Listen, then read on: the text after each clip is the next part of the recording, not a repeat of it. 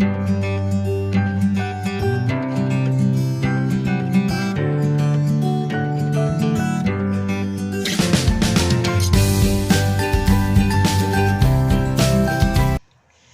Friends, ഇന്ന് ഞാൻ ഒരു നല്ല റെസിപ്പി ആയിട്ടാണ് വന്നിരിക്കുന്നത്.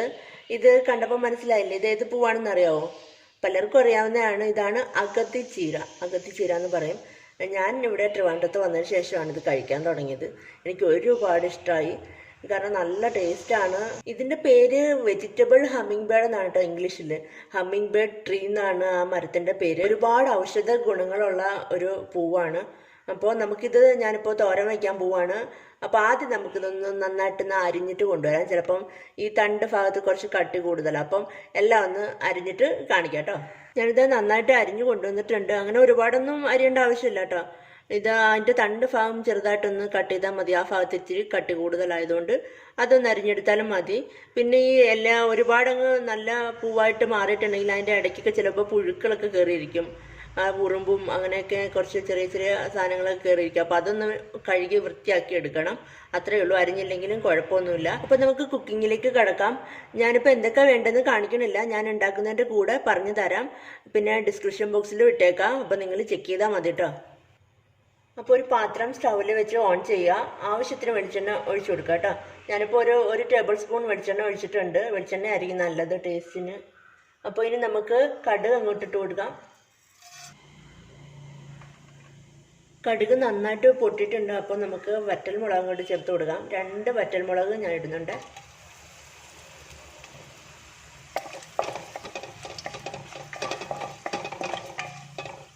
ഇതിനകത്തിൽ നമുക്ക് ഉഴുന്ന് പരിപ്പോ പയറിൻ്റെ പരിപ്പോ ഒക്കെ ചേർത്ത് കൊടുക്കാം കേട്ടോ. ഇപ്പം ഞാൻ അതൊന്നും ചേർക്കുന്നില്ല. എനിക്ക് ആ ഫ്ലവറിൻ്റെ ആ ടേസ്റ്റ് വലിയ ഇഷ്ടമാണ്. അതുകൊണ്ട് ഞാൻ വേറെ ഒന്നും ചേർക്കുന്നില്ല.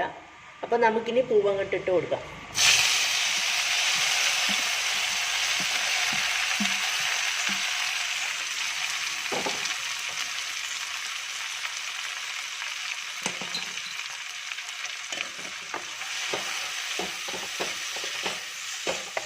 അപ്പം നമുക്ക് ഇനി ഒരു 1/2 ടീസ്പൂൺ മഞ്ഞൾപ്പൊടി അങ്ങോട്ട് ചേർത്ത് കൊടുക്കാം.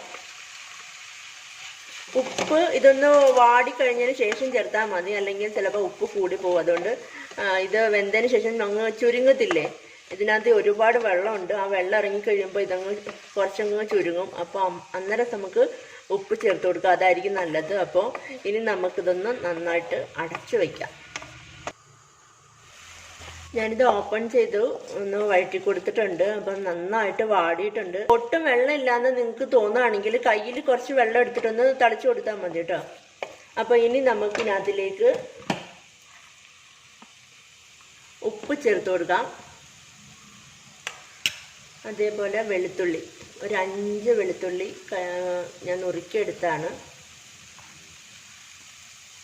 അല്ലിയാണ് കേട്ടോ, വെളുത്തുള്ളി അല്ലി. പിന്നെ ഒരു 1/2 ടീസ്പൂൺ കുരുമുളക് ചതച്ചത്.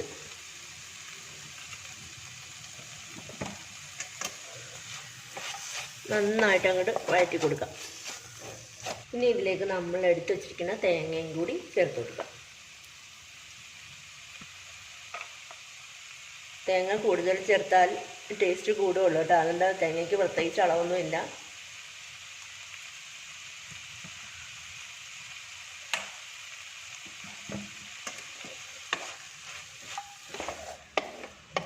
അപ്പോൾ ഇനി ഇതൊന്ന് അടച്ചു വയ്ക്കാം. ഇരുന്ന് വേവട്ടെ. ഒന്നുകൂടെ ആ തേങ്ങയുടെയും കുരുമുളകിൻ്റെ ഒക്കെ ടേസ്റ്റ് അങ്ങോട്ടൊന്ന് പിടിക്കട്ടെ. ഇതിൽ നിങ്ങൾക്ക് താല്പര്യം ഉണ്ടെങ്കിൽ ജീരകം ചേർക്കാം കേട്ടോ. ഞാനിപ്പോൾ ജീരകം ചേർക്കാറില്ല. ഇതിൻ്റെ കൂടെ ജീരകം ചേർക്കാറില്ല. ബാക്കി തോരൻ്റെ കൂടെ ഒക്കെ ചേർക്കാറുണ്ട്. പക്ഷെ ഇതിൻ്റെ കൂടെ ചേർക്കാൻ എനിക്കത്ര ഇഷ്ടമില്ല. അപ്പോൾ ഞാനിതാ ഓപ്പൺ ചെയ്ത് നോക്കി ഒന്ന് വഴറ്റി കൊടുക്കാം നമുക്ക്. അപ്പം നമ്മുടെ തോരൻ ഇവിടെ റെഡി ആയിട്ടുണ്ട്. അപ്പോൾ വേവുമ്പോൾ ഒരു കാര്യം, നിങ്ങൾ വെള്ളം ഒട്ടും ഇല്ലെങ്കിൽ വെള്ളം ഒഴിച്ചു കൊടുക്കുക കേട്ടോ. ഇത് വേവുന്ന ആ ഒരു ടേസ്റ്റിൻ്റെ വ്യത്യാസം വരും. അത് നോക്കിയിട്ട് വെള്ളം അങ്ങനെ ചേർത്ത് കൊടുക്കുക. അല്ലെങ്കിൽ ചിലപ്പോൾ കരിഞ്ഞു പോകും. പൂവായതുകൊണ്ട് പെട്ടെന്ന് കരിഞ്ഞു പോകും. അതുകൊണ്ട് അത് ശ്രദ്ധിച്ചോണം. വളരെ പെട്ടെന്ന് ഉണ്ടാക്കിയെടുക്കാൻ പറ്റുന്ന ഒരു തോരനാട്ടോ. അതുകൊണ്ട് അത് ശ്രദ്ധിച്ചാൽ മതി. അപ്പോൾ ടേസ്റ്റ് ചെയ്ത് നോക്കട്ടെ, ഉപ്പൊക്കെ ഉണ്ടോ നോക്കാം.